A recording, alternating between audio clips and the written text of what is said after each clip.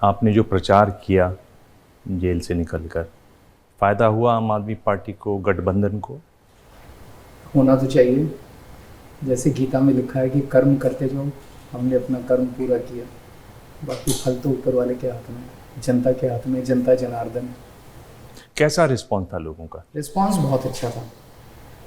जनता ने बहुत अच्छा रिस्पांस दिया। एक तो मुझे जिस तरह से गलत तरीके से गलत केस में, झूठे केस में फंसा के इन्होंने गिरफ्तार किया, उसका जनता में काफ़ी रोष है। जनता उसको, इनको काफ़ी बैकलैश हुआ है। और दूसरा, महंगाई और बेरोज़गारी को लेके जनता बहुत त्रस्त है और उनका मोह भंग हो चुका है बीजेपी से। और वो देख रहे हैं कि प्रधानमंत्री जी जनता के मुद्दों पे बात करने की बजाय, महंगाई पे बात करने की बजाय, बेरोज़गारी पे बात करने की बजाय, रोज़ पिछले 2 महीने से प्रधानमंत्री जी गाली गलौज ही कर रहे हैं। वहाँ पे बॉम्बे गए, बोले शरद पवार भटकती आत्माएं, उद्धव ठाकरे अपने पिताजी की नकली संतान हैं। तो क्या जनता इसके ऊपर वोट दे उन्हें? एक भाषण में प्रधानमंत्री जी बोले कि अगर इंडिया गठबंधन वालों को वोट दिया तो अगर आपकी 2 भैंस है तो ये 1 भैंस खोल के ले जाएंगे। लोगों को समझ नहीं आ रहा कि प्रधानमंत्री जी को हो क्या गया। ऐसी ऐसी इंडिया गठबंधन वाले आपकी टूटी खोल के ले जाएंगे, आपकी मंगलसूत्र छीन के ले जाएंगे। तो लोगों को समझ नहीं आ रहा कि प्रधानमंत्री जी को क्या हो गया है। और आजकल तो इनका अहंकार इतना बढ़ गया है कि प्रधानमंत्री जी कह रहे हैं कि मैं अपनी माँ के पेट से पैदा नहीं हुआ था, मैं भगवान का अवतार हूँ, मैं पृथ्वी पे प्रकट हुआ था। तो वो अपने आप को भगवान उन्होंने डिक्लेयर। 2014 के चुनाव में कहते थे मैं प्रधान सेवक हूँ, 2019 के चुनाव में कहते थे मैं चौकीदार हूँ, अब वो कहने लग गए मैं भगवान का अवतार हूँ। इतना अहंकार बढ़ गया। तो जनता को तो कुछ समझते ही नहीं।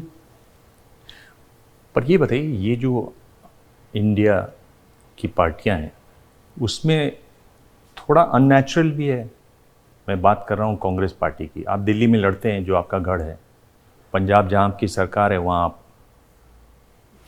अलग अलग लड़ते हैं, दिल्ली में लड़ते हैं एक साथ बीजेपी के साथ। तो तो ये चुनाव देश को बचाने का चुनाव है। बीजेपी देश का संविधान ख़त्म करना चाहती है। बीजेपी देश से जनतंत्र ख़त्म करना चाहती है। जैसे रशिया में पुतिन ने सारे विपक्ष को जेल में डाल दिया और फिर चुनाव कराए, 87% वोट आ गए। क्या आप चाहते हो कि रशिया की तरह भारत में भी हो? बांग्लादेश में शेख हसीना ने सारे विपक्ष को जेल में डाल दिया और फिर चुनाव कराए और जीत गई। पाकिस्तान में इमरान खान को जेल में डाल दिया, उसकी पार्टी छीन ली, उसका सिंबल छीन लिया और फिर चुनाव कराए और वो जीत गए।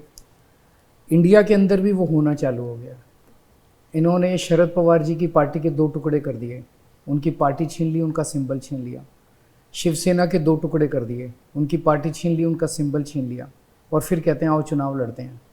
हमारी पार्टी में मेरे को गिरफ्तार कर लिया, सत्येंद्र जैन को गिरफ्तार कर लिया, संजय सिंह को गिरफ्तार कर लिया, मनीष सिसोदिया को गिरफ्तार कर लिया, अब मेरे पीए को गिरफ्तार कर लिया, अब कह रहे हैं आतिशी को और सौरभ को भी और फिर कहते हैं आ जाओ चुनाव लड़ते हैं। हेमंत सोरेन को गिरफ्तार कर लिया झारखंड में, कहते हैं आ जाओ।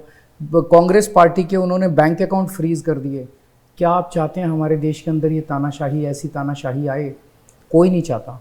तो हम सारी पार्टियां जो इकट्ठे हुए हैं वो केवल और केवल देश को बचाने के लिए, जनतंत्र को बचाने के लिए, संविधान को बचाने के लिए इकट्ठे हुए हैं। पर बीजेपी का कहना है कि वो जो गिरफ्तार कर रहे हैं वो करप्शन के मामलों में गिरफ्तार कर रहे हैं लोगों को। मेरा केस लेते हैं। मेरे केस में ये कह रहे हैं कि शराब घोटाला हुआ, शराब घोटाले में 100 करोड़ की रिश्वत ली। कहाँ है वो पैसा? इन्होंने 500 जगह रेड मारी, एक नई चवन्नी नहीं मिली, एक पैसा नहीं मिला कहीं भी। अगर 100 करोड़ लिए, कहीं खर्च किए होंगे, कहीं कैश पड़ा होगा, कहीं बैंक अकाउंट स्विस बैंक में होगा, कहीं कुछ, कहीं तो होगा वो पैसा, कहीं कुछ नहीं मिला। तो एक इंटरव्यू में अभी थोड़े दिन पहले एक एंकर ने मोदी जी से पूछा, मोदी जी का इंटरव्यू कर रहा था, भाई केजरीवाल कह रहा है आपके पास ना सबूत है ना रिकवरी है, तो आपने उनको क्यों गिरफ्तार किया है? पता है मोदी जी ने क्या कहा? मोदी जी कहते हैं हाँ मैं मानता हूँ हमारे पास केजरीवाल के खिलाफ कोई सबूत नहीं है, कोई रिकवरी नहीं है, क्योंकि केजरीवाल अनुभवी चोर है।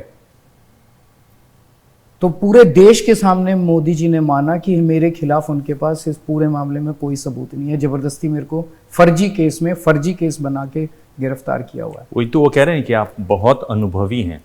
मान ले तो इनकी सारे सीबीआई वाले निकम्मे हैं, इनके सारे ईडी वाले निकम्मे हैं।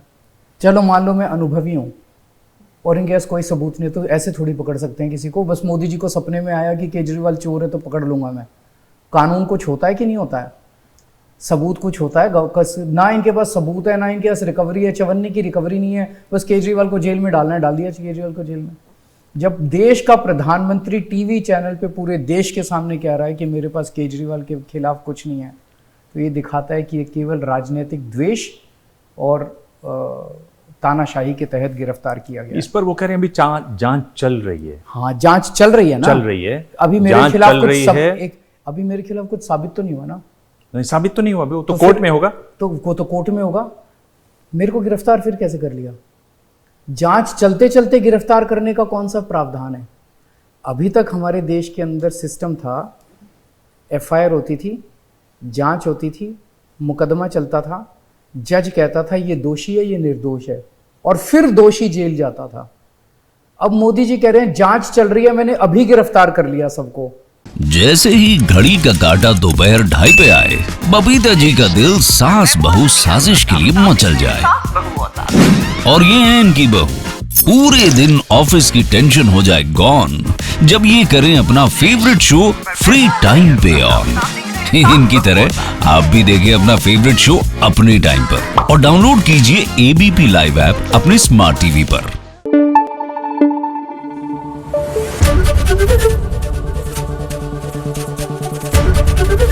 एबीपी न्यूज आपको रखे आगे।